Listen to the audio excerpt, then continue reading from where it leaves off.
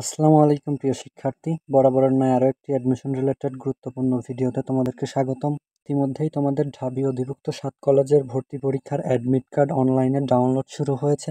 তোমরা কিভাবে তোমাদের অ্যাডমিট কার্ডটি ডাউনলোড করবে, চলো বিস্তারিত দেখে নেওয়া যাক।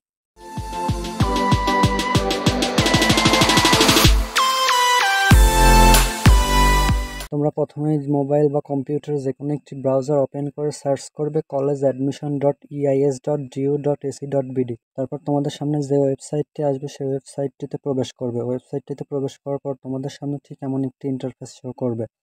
এখানে তোমাদের উচ্চ মাধ্যমিকের রোল এবং উচ্চ মাধ্যমিকের বোর্ড ও মাধ্যমিকের রোল নম্বর দিয়ে তোমরা লগ ইন করে নেবে। এখানে তোমাদের রোল দেওয়া হয়ে গেলে এখানে নিচে সিম্পলি দাখিল করুন এই অপশনে ক্লিক করবে। আমি এখানে রোল দিয়ে দিচ্ছি।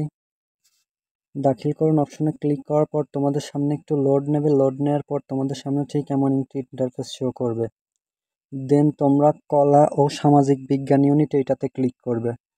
এইটাতে ক্লিক করার পর তোমাদের সামনে এমন একটি ইন্টারফেস শো করবে, আবেদন ফি এবং প্রবেশপত্র।